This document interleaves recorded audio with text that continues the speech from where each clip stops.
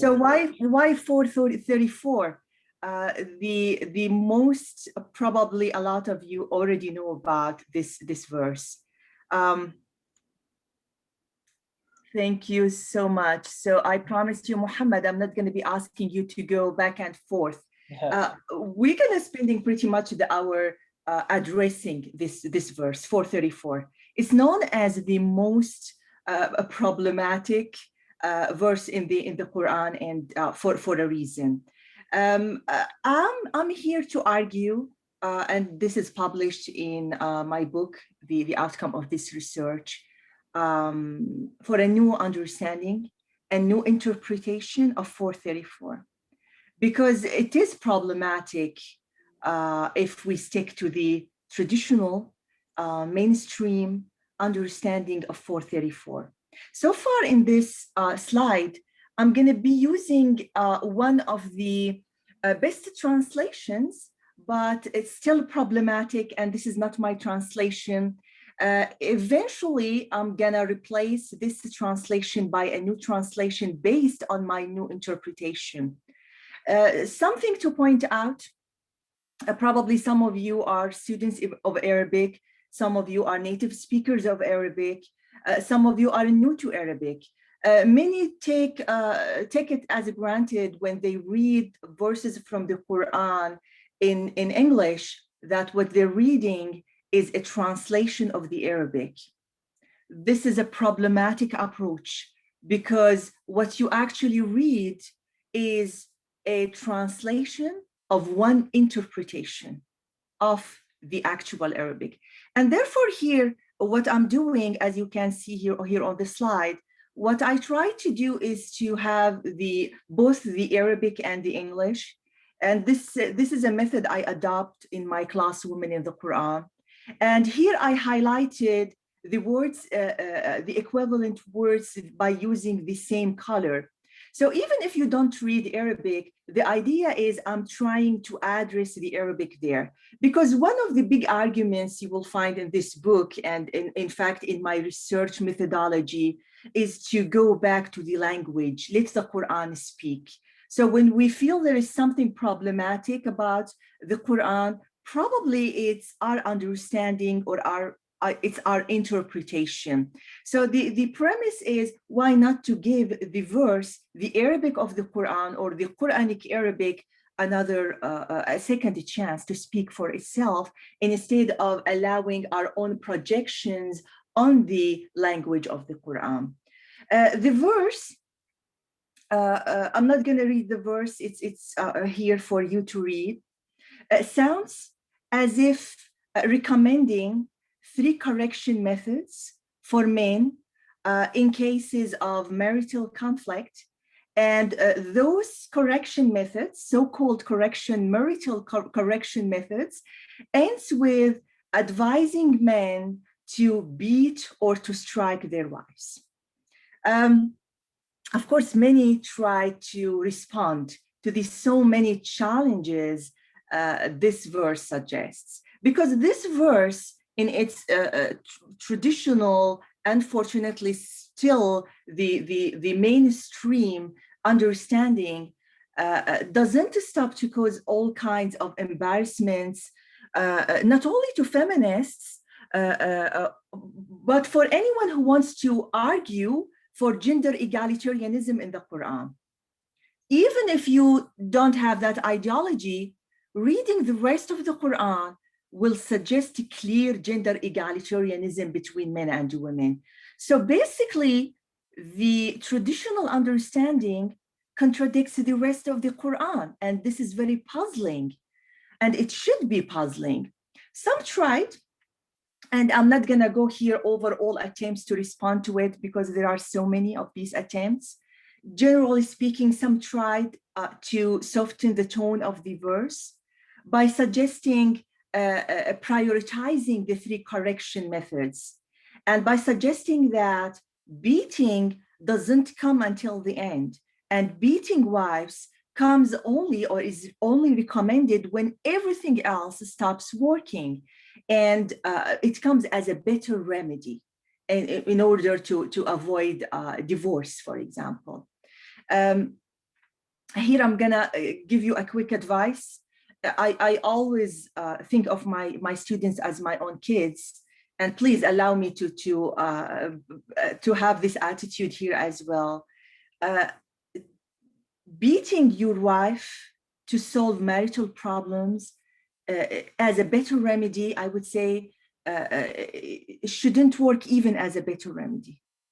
Because if your wife, your partner, marriage in the Quran is based on mawadda wa rahma, love and care, and they're both divinely provided. If your wife, if your spouse, if your husband doesn't understand you, doesn't respond to your needs from the way you look at them, better get out that marriage immediately. There is a divorce for a reason. So even arguing for beating wives as a solution to problem, I argue for it as a bigger problem. Because when you beat your wife, you're physically hurting her, but you're spiritually hurting your soul, spiritually hurting yourself. A man who beats anyone is not a man, let alone a man who beats his own wife. So this, with respect to all who suggested beating wives as a kind of a better solution, this is not a solution at all. It drags you into a bigger problem, religious, spiritual, and human problem. Some tried other methods.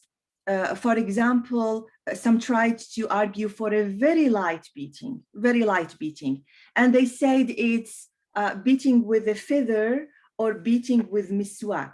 Probably you don't know. I brought miswak here. You see, this is miswak. So it's the stick used to clean your teeth. So beating with a miswak. And this doesn't sound for me as a solution at all as well. And I see you're asking for a break. And probably, yeah, I'll end with this. Why is not a solution? Because remember, we're addressing a so-called problematic case of a marital conflict. Imagine I go to someone and I tell them, a counselor, an imam, a sheikh, someone, and I tell them I have problems with my wife, and they tell you, use this stick, use this miswak to solve your problems. Beating with a feather is tickling, is not beating. So doesn't these kinds of apologetic solutions, I would say, doesn't solve a problem, let alone they doesn't show any respect to our duty to reflect and to think and to rethink the Quran, which is a duty required in the Quran itself. Let me pause here. After we come back after the Salat, inshallah, I'm going to go into 20 arguments for rejecting these arguments and to consider another and a new interpretation, inshallah. So, perfect. Thank you so much. Folks, it is 6:22 right now. So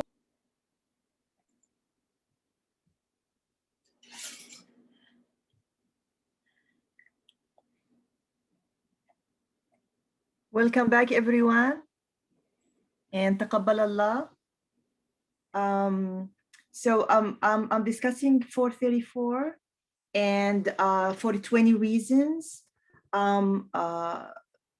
providing a new interpretation of 434. But Muhammad, I wanted to respond to a very smart note was written in the chat, arguing or referring to one interpretation of Dribuhunna as leave them, as a recommendation to leave women. So this I take also as a traditional attempt to respond to the controversy caused by the traditional interpretation of 434. But unfortunately, the response was by way not solving the problem or responding to the Arabic, but by way of masking the problem. Because arguing for other meanings for idribuhunna doesn't really speak to the precise way the verb is conjugated here in Arabic. All Arabic verbs are conjugated in a very precise way to, and this is one like one remarkable aspects of the beauty of Arabic, and for the also for the argument of the i'jaz of the Quran, inimitability of the Quranic language, where every word, every proposition, and even every letter stands for a specific meaning that can't be replaced by any other word or expression. Now, interpreting idribuhunna as leave them as a way to solve the problem, unfortunately, doesn't speak to any credible attempt to speak to the accuracy of the Quranic language, because the verse or the word idribuhunna, or to be more precise, the verb, doesn't come in the root shape or the masdar shape like daraba.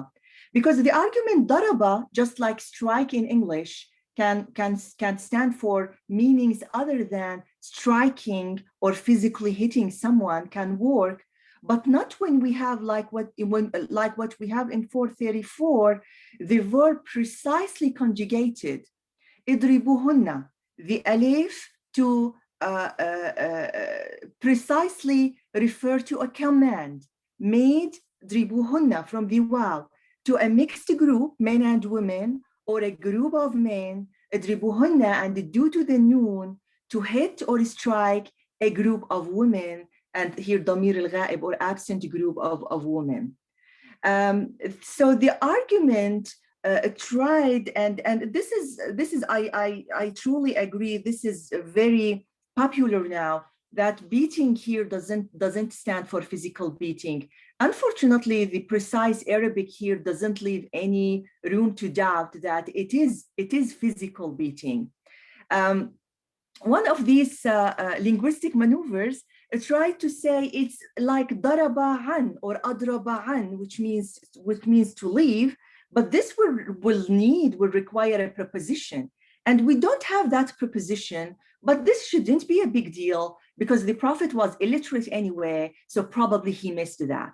Now, this route, I take it to solve a problem, although I appreciate it because it's trying to solve a problem, will open so many other problems. Because if we open the door to saying that some prepositions are omitted there, some expressions are not there, or maybe if we allow ourselves to project our more liberal needs on the text, instead of responding to the text, we will do the same mistake we keep criticizing patriarchy for doing.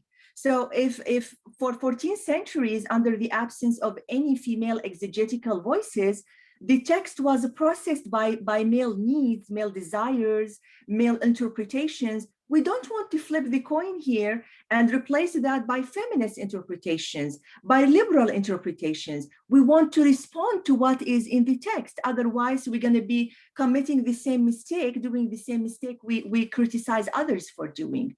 So daraba or idrubuhunna, because we don't have in the form of the root, because we have it fully conjugated, and because it's not followed by a preposition, it means striking or beating. It means that, and it refers to a group of women. So how can we then solve the controversy caused by this verse? And again, it's controversial, not because it doesn't speak to our liberal needs, our feminist needs, our more modern needs of the text, because it contradicts the rest of the Quran. And the Quran describes itself as a book, kitabun la rayba fih. It's a book with no contradiction. It's a book with no iwaj, right? So it's a sound book with no contradictions of any kind. So if I have one verse that contradicts the rest of the Quran, and the Quran describes itself as a book with no contradictions, that refers to one thing. There must be something wrong with the way we interpreted the verse. Now, with you, let me go over quickly the 20 reasons I argue for a new interpretation for 434.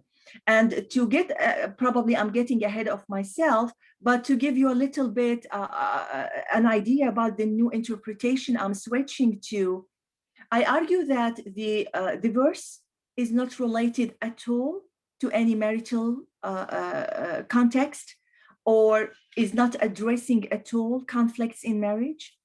The verse is addressing the community of believers, both men and women, with the three correction methods to deal with women who violate the laws, the regulations. Okay, so keep this in mind.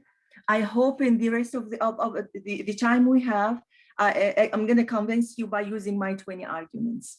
So I'm using, sure. So I'm using this translation, which I don't agree to, but let me share with you, is the translation of Professor Abdul Halim. And this is the translation I use in my book as well. This is one of the best translations out there, but it's based on a specific interpretation of the verse. So let's start, and I'm moving with you in an order of words. So the first word says الرجال, and it's interpreted or even translated as husbands. The first mistake, الرجال in Arabic is men. It's not husbands. Husbands is azwaj. Okay. So the first argument, which should make us switch into it's not marital context. So الرجال is men. قوامون, and here it's translated as should take good care of their wives. قوامون refers to the financial duty to spend. And this is the equivalent of قوامون. This is another big story that we don't have time for it today. على النساء, and this is the second argument. And Nisa, again, the same mistake. Some of you are shaking your heads now, probably because you read Arabic and you're getting the mistakes. And Nisa is women, interpreted here and translated wrongly as wives. Again, it's men and women, what we have so far. We don't have husbands and wives. Let's move on. With the bounties God has given to some more than others, and here just minor thing, Professor Amina Wadoud, as she explains, فضل الله بعضهم على بعض. Some men are preferred to other men. It's masculine preferred to masculine. It's not فضل الله بعضهم على بعضهن, which means قوامة is not based on gender superiority. It's superiority among men themselves. Not all men are قوامون, because not all men can spend or willing to spend. Okay, this is not really related though to the new interpretation. Just wanted to mention it. فالصالحات, here interpreted and translated as righteous wives. Now in the Quran, and there is nothing like using the Quran to interpret the Quran. This method is called tafsir al-Quran bil Quran. Why? Because as I mentioned, there is always this concern that I might be projecting my needs on the text. So to make sure that I'm only responding to the text, I should seek the meaning of every term, every expression, and every letter from the Quran itself. So the term salihat, plural feminine, does it designate wives? No. In the Quran, salih, appropriate, good, or fitting, can refer to good or righteous humans, and even to righteous jinn. In 7211, jinn or demons are speaking about themselves by saying some of us are righteous and others less so.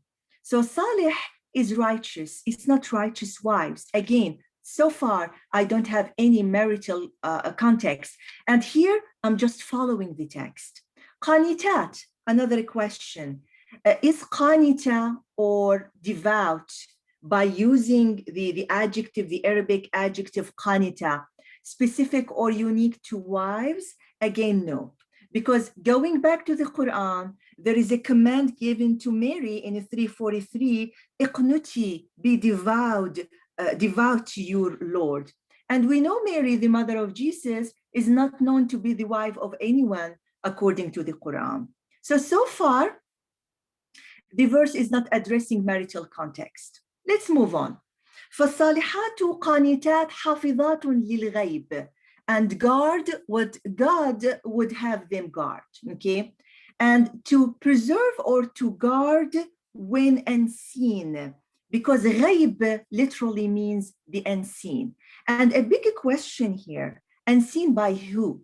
The traditional patriarchal understanding of the verse will say that wives have the duty to guard what their husbands ask them to guard when they're unseen by their husbands. Again, what I see here in the verse is unseen. So they guard when they're unseen, and there's no specific mention to husbands at all. And why is it a big deal? It's a big deal because if women guard moral obligations only when seen by their husbands, and they stop doing that when they're unseen by their own husbands, this again will indicate moral and ethical superiority and gender-based superiority of men over women, which is not a Quranic argument at all. In the Quran, men and women are created from one soul and are equal. The verse then says, those women, and the verse starts describing those women. And of course, women from your community, right? We're not speaking about wives here. Those women, good women, salihat, qanitat, devout, righteous women, what is the definition of righteous women? Are women who guard what needs to be guarded when unseen. Now, the verse doesn't leave us to speculate too much by adding bima hafadh Allah. Allah is God, right? The Arabic for God. So I see here in the English translation, in their husband's absence, another mistake. It's when unseen by God, and they guard what God preserves or asks to be guarded. So it is the moral obligations that God himself asks both men and women to guard.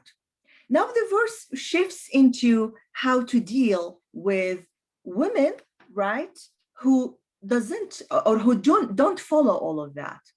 وَاللَّاتِي تَخَافُونَ نُشُوزَهُنَّ, those who you fear their nushuz, right? High-handedness. What is nushuz? The later exegetical development of the word suggests that nushuz essentially and necessary is marital disobedience, right? Again, this is not a Quranic argument because nushuz is only a subcategory from disobedience that doesn't exhaust all kinds of being disobedient to God. Of course, being disobedient to your spouse, giving your spouse a hard time, is considered a kind of probably being disobedient to your own God, probably, but doesn't exhaust all of it. In other words, nushuz is not marital disobedience. To explain more, and this is my argument number 7 here, if we compare 434 with 4128, وإن امرأة خافت من بعلها نشوزا أو إعراضا, if a wife fears high-handedness or alienation from her husband.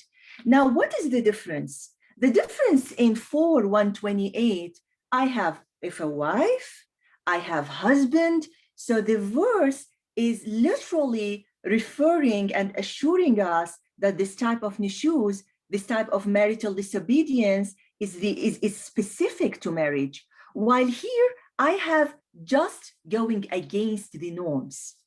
Another assurance that nushuz as a Quranic term is not really limited to marital disobedience is the another place where nushuz is mentioned, which is in 58:11.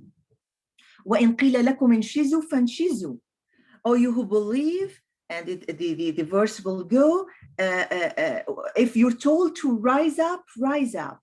So what is nushuz? Nushuz is a behavior that can be best understood as a behavior that goes against the norm. So everyone in the verse here in 58:11, everyone are taking seats down, and a group is asked to stand up. So they're doing something different. And violations of social, moral, legal, or even religious regulations are nothing but doing something against what everyone else are doing, or doing something against what you're expected to do. So the verse here then doesn't signal exactly a narrow case, a subcase, one case of nushuz, which is marital nushuz, but refers to any behavior that those women who violate laws do without showing any consideration to the rest of the community.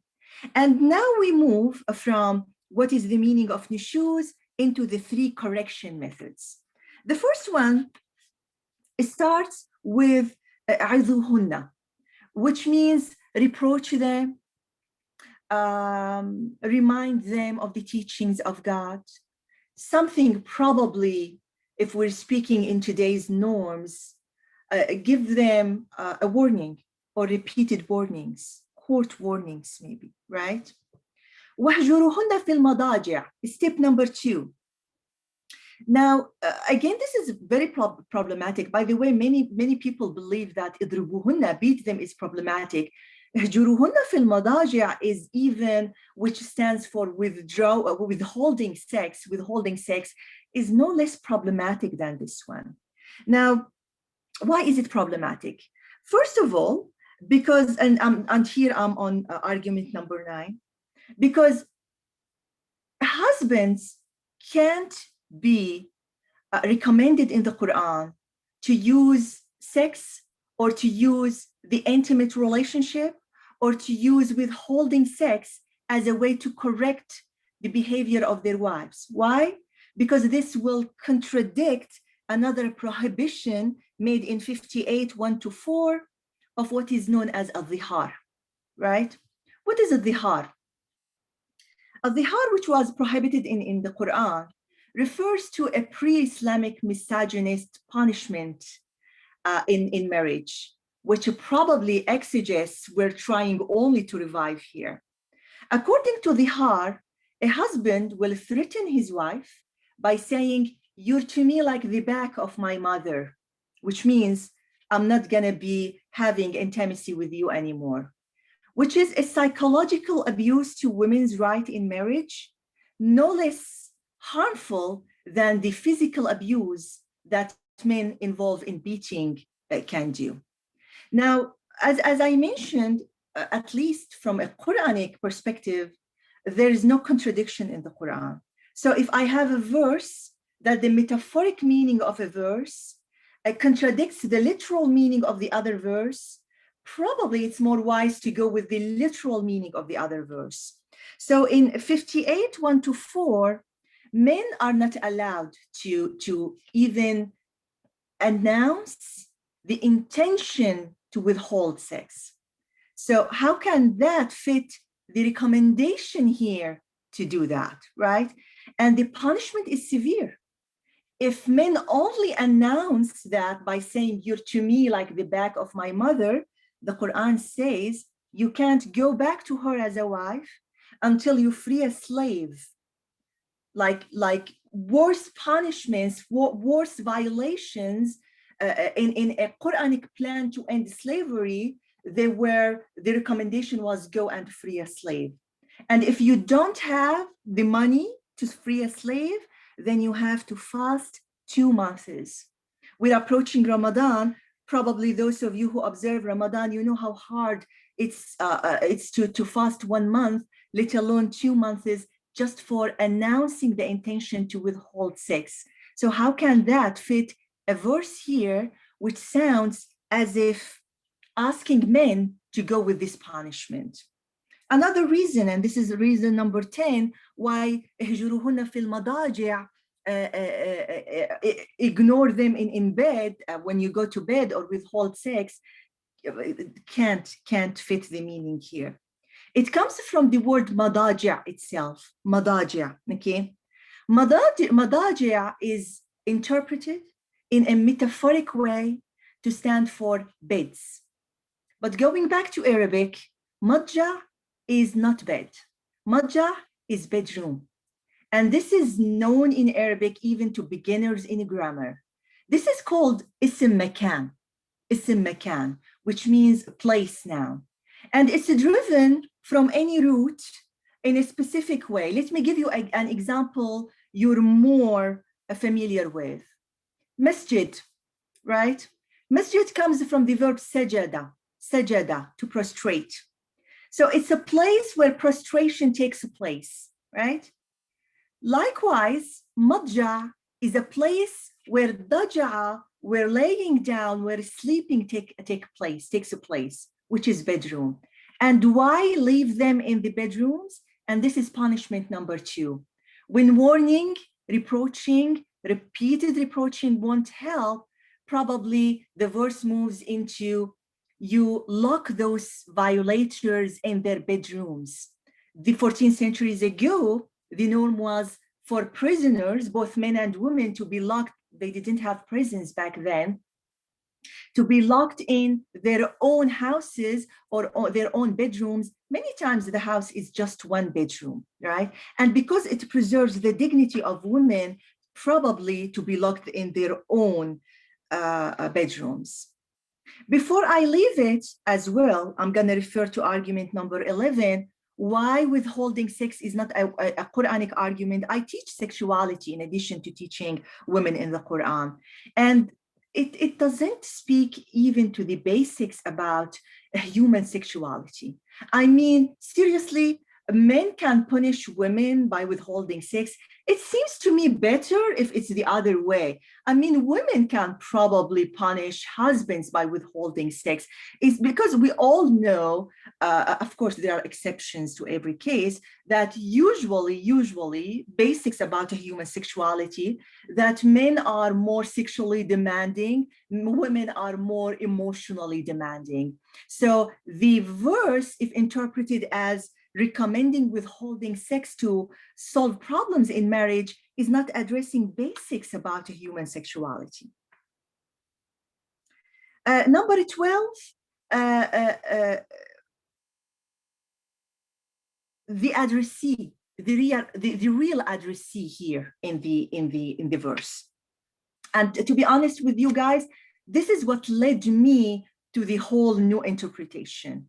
Who is addressed here in the verse? I don't have husbands, right? We already rolled out the possibility that it's husbands and wives.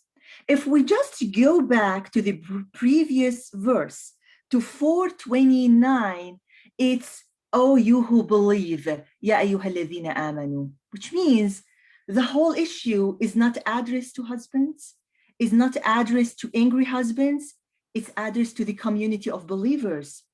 This is assured not only in the previous verse. If we also go to the verse that comes after 434, if we go to 435, وَإِنْ خِفْتُمْ شِقَاقَ بَيْنِهِمَا, and if you fear a conflict between both of them, a husband and a wife or community, then do this and that. And the question is, if the previous verse is addressing the community of believer, and the verse that comes after it is also addressing the community of believers, and I don't have in the verse any switch in addressee to say that it's addressing husbands and wives, why to do this switch between the previous verse, the verse that comes after it, or the verse itself? Right? So it's addressing the community of believers with what to do with women who violate laws. Back to the verse as well, idribuhunna now, beat them or strike them. A question, can the Quran ask for beating as a legal punishment? The question is yes. And why? Because it's found in the Quran, in other places. For example, the punishment for publicly witnessed fornication, zina, prostitution, or pornography today, publicly witnessed with four witnesses observing what's going on from four different angles, right, is 100 lashes, 100 lashes. I'm mentioning this to show that, yes, in the Quran, beating was considered as a way to punish people who publicly violate the rest of the community. Now, do we have to go with that? A big question to be asked here. Maybe yes and maybe no. Why? Because here, like in the rest of the Quran, when the Quran switches from providing personal moral guidance into legal guidance, the Quran switches to a very loose language. وَإِذَا حَكَمْتُمْ بَيْنَ النَّاسِ أَن تَحْكُمُوا بِالْعَدْلِ. If you rule among people, seek justice. What is justice? Justice 14 centuries ago is different from justice now. It's open to courts, congregations, judges, lawyers. It's open to you. The Quran is not there to replace the human responsibility to be a Khalifa, to be a deputy on earth. So if court rules out beating as a punishment, that's totally fine. That's totally Quranic. I dream also of a time when we won't need presence as well. When warning will be enough, just warning. If we spend more money on education, if the money we spend on opening presence, we spend on opening the schools, probably as humans, we reach a point where we won't need even to have presence, let alone to punish by beating. So with everything legal in the Quran, as I mentioned, it's up to human beings, to courts, to congregations, right? Also, another reason why this new interpretation is more plausible, because it matches the rest of the Quran when it comes to dealing with women as a delicate subcategory that needs to be protected in the community. In the Quran, women, elderly, the elderly, al-fuqara, the poor, al-masakin, orphans are treated with delicate attention, because in human societies, there is this natural tendency for the strong to take advantage of the weak. And probably this verse is addressing the need to protect women, even when it comes to how we deal with women who violate laws. Also, I want to mention that in the verse itself, and here I have number 17, there is a consistency in keeping the same addressee.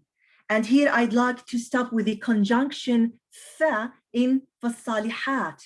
So I started with women, and fasalihat, and fa is a conjunction, so righteous women. So I just wanted to mention the conjunction here, that I didn't really have any switch in the addressee. I have a consistency in what I'm addressing in the verse. Another reason why this verse can't refer to any marital case is also, and this is something mentioned in one of your notes in the chat, the prophetic behavior itself. In my research methodology, I use the Quran to interpret the Quran, but probably for those who want to add something from the Sirah, the life story of the Prophet himself, never ever anyone reported or mentioned that the Prophet, who had more than one wife, used any of the three methods, especially withholding sex and beating women, as a way to correct the behavior of his wives, right? And the Prophet is considered a role model for Muslims, which means if he's recommended to do something in the Quran, at least he will have to follow it to behave as a role model to everyone else. So why to leave the three recommendations, even with all the fabrications about the Prophet? Because we know in the science of Hadith, even the scholars of Hadith themselves, they have categories under this is mawdu', this is totally fabricated, right? This is da'if, this is weak Hadith, and this is sahih, this is sound Hadith. Even with all the fabrications made against the Prophet, we don't have even one fabrication saying that he used to hit his wives, right? So this, logically speaking, should lead us to suspect that the way we understood 434 is a sound way. Number 19, in its mainstream understanding, the verse contradicts another verse in the Quran, which is 419, عاشرهن بالمعروف. And this is what I call the golden rule to treat women. Deal with them, live with them according to ma'ruf. And ma'ruf comes from the root arifa, to know. So what is known as good, what is the standard, right? Again, it's a very general language, because what is ma'ruf, what is considered a good treatment for one community won't be considered as a good treatment in other times, maybe in other times, other communities. But ma'ruf also, do me ma'ruf, do me a favor, do me a favor. So it's the best way any human being can deal with his partner, right? So I don't think that withholding sex and beating women is considered as ma'ruf, or as seeking the best standards of any community. The last concern is the verse in its new understanding matches more the clear gender egalitarian message we see in the rest of the Quran. And let me end by saying that, as I include in my book, I end all my concerns with a new translation based on a new interpretation of the verse. Thank you for listening. I had some very good comments in the chat. If we have time, Muhammad, maybe we take more questions or comments, whatever the time allows for. And thank you for listening to my long argument. Well, thank you so much. That was excellent. Like you said in the very beginning, it's really hard for a lot of Muslims who are uninformed to make a valid judgment and argument against people who come at Islam using this exact verse. So hearing your input is extremely helpful. Malek, it looks like you have a question. So if you would like to ask it, go for it. Yeah. Thank you. Assalamu alaikum. My name is Malik. Thank you so much for coming to talking to us. I think this is an amazing talk. I had a question about the word fasalihat. I know salihat, I know you talked about it, but from my understanding, anywhere salihat is mentioned in the Quran, it's in the form of a marital relationship, as-salihun al-salihat and whatnot. And I cannot recall any other time. But obviously, I'm not sure. So, could you please touch a bit on that? And yeah. Wa alaikum salam, Malik. Thank you so much for your question. So, as I mentioned, as-salihat or salih is mentioned in the Quran. In one verse, I quoted the verse, forgive me, I don't have it memorized. Yeah, it's in 72:11. It's the jinn speaking about themselves and saying, among us there are salihun, and among us are different and jinn, which refers to demons or bad jinn, which means the adjective itself is a subcategory. So a zawja salihah, the righteous wife, is just a subcategory of any human being, salih human being. So salih is not restricted to marital context. Similar like nushuz. is not restricted to marital context. It's known as this, right? Because the exegetical development of those terms narrowed them down to one way. At least we use them in one way, but in the Quran, we have more than that.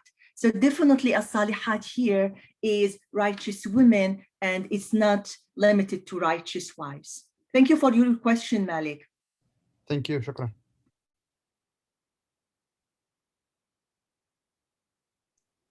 Does anybody else have any questions that they would like to ask Professor Hasan?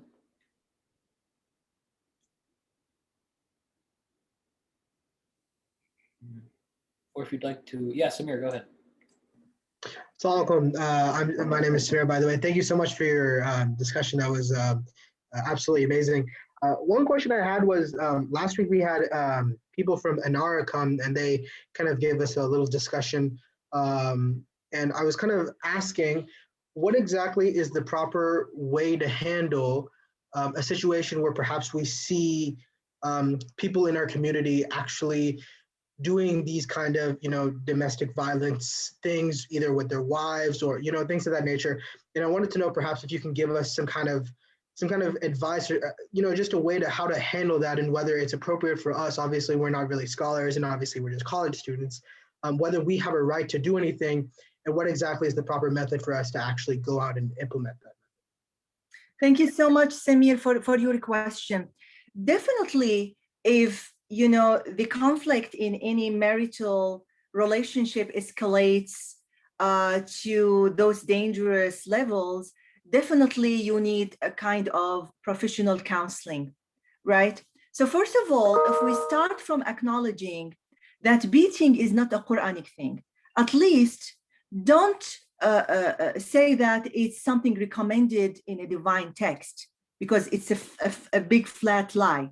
Second comes, what should we do then? You go to counseling, and it's very interesting that we take counseling as a modern thing, but counseling is mentioned in the Quran. So in the Quran, there is a recommendation that a woman, if she fears, وإن امرأة خافت من بعلها نشوزا أو إعراضا, if a woman fears alienation or high-handedness from her husband, they should start a dialogue between them. Now, the Quran moves into وإن خفتم شقاق بينهما فابعثوا حكما من أهله وحكما من أهلها. Forgive me if I'm not quoting the exact words here. So the Quran goes into addressing the community of believers with the message that when things escalates beyond what a conversation, an honest conversation between a husband and a wife can solve, that maybe someone from his side, from his family's side, someone from her family's side should meet to discuss the problem. So the community, and this translates into today's counseling. So there are so many things to be done, and for sure, violence is not one of them. At least I would say it's not Quranic. Probably it's seen in some societies, in some communities, but we should start by disconnecting that from seeing it as something religious to be done. It's not something in the Quran. To the opposite, it contradicts the rest of the Quran.